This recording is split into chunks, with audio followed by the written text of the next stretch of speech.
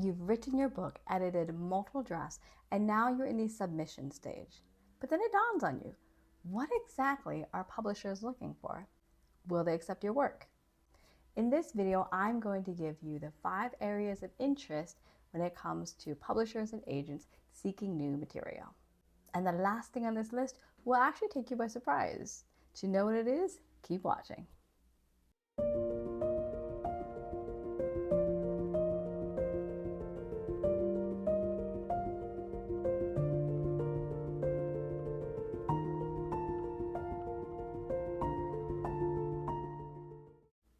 Hello lovelies, welcome back to A Writer's Corner with me, Lisa Shimkus. Today's video was actually requested by a viewer.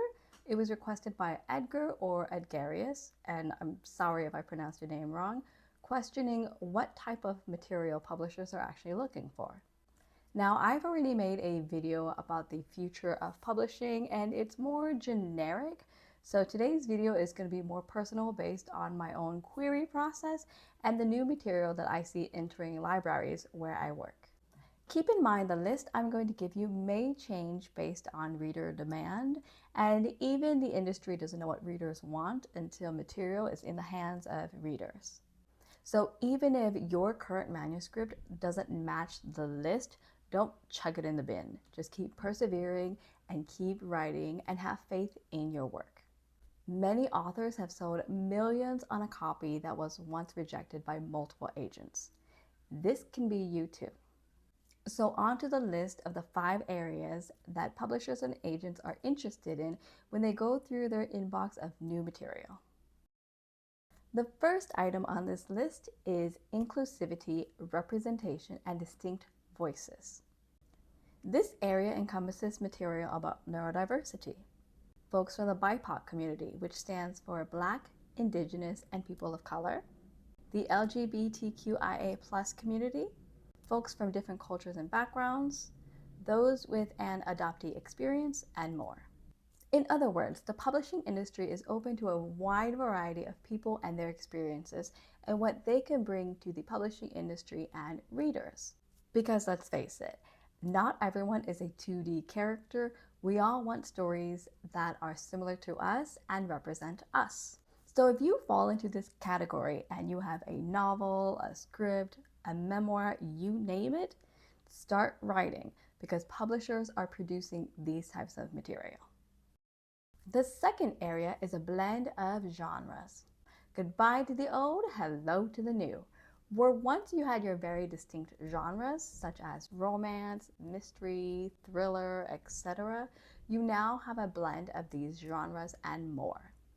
Creatives and readers are now seeking a mashup of their favorite genres and these elements, and that's also what publishers and agents are looking for when they're seeking out new material. Examples include paranormal romance, historical fiction plus sci-fi, a thriller plus drama, romantasy, which stands for romance plus fantasy, a sci-fi mystery, a western plus sci-fi, and more. A mix of genres actually allows a writer to be more creative and to play with what-if scenarios, such as, what if the Doctor from Doctor Who went back in time to the to the Wild West and met Dr. Emmett Brown from Back to the Future? I just made this up. Whoever scripts Doctor Who, start writing because I am looking forward to this episode. The third thing on this list is high concept. This is a story idea that can be easily summarized into a single compelling sentence, often featuring an intriguing premise. Such stories can take a well-known story or genre and add a new twist, such as Pride and Prejudice and Zombies, which is obvious. And then you also have Meg and Jo, which takes the sisters in Little Women out of the 19th century and straight into the 21st century. High concept ideas can also start with a what-if question, such as, what if Jane Austen's Emma went to high school in the 1990s? Or what if humans could clone dinosaurs for a theme park, but they all escaped? For more ideas, just search up high concept movies, and you'll be surprised to see that some of your favorite films actually fall into this category. Take inspiration from that. The fourth category is speculative fiction. Speculative fiction takes one away from reality. Think the opposite of contemporary fiction. This is actually an umbrella for many genres such as fantasy, sci-fi, horror, settings that include dystopian universes, alternate universes, or a whole new world of its own. This area of fiction to me is the most creative because it allows a writer to play with your what if scenarios, build their own world, include magic, futuristic technology, and even supernatural and mythical beings. If you are a creative person who loves to build your own world, then this is the area for you. And if you have never played with any of the genres that I just listed, try them.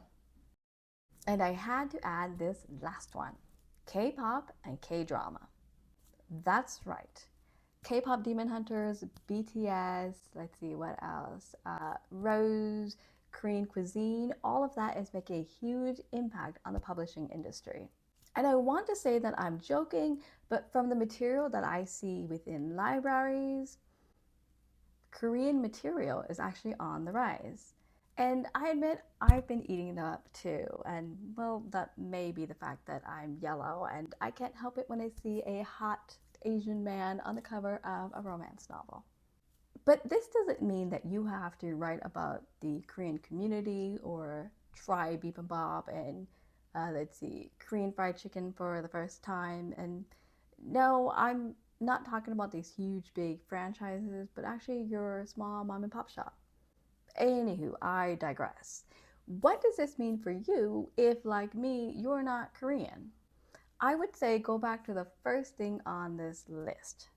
Write about your community, your childhood experiences, or your experiences overall, and your childhood comfort foods, etc. Don't let K-pop or K-drama or any of that stuff get in the way and interfere with you and your writing. Because you are uniquely you for a reason, so write about you. Wait, does that mean I actually have 5 things to share?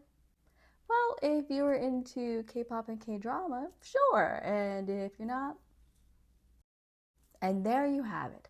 The 5 areas in which publishers and agents are interested in when they seek out new writers and new material. However, even the industry doesn't know 100% of the time what they should be producing because it's all based on reader demand, and we don't know what readers want until material is in their hands. Or shall I say, even I don't know what I like until material is in my hands. So even if your material doesn't match these 5 criteria, don't give up. Keep writing. If you like what you have learned and would like to learn more, hype up this video and subscribe for more. And if you have a specific question in mind or any comments about books, writing, and publishing, comment below. Thank you for watching this video. I will see you in another one. Take care. Bye.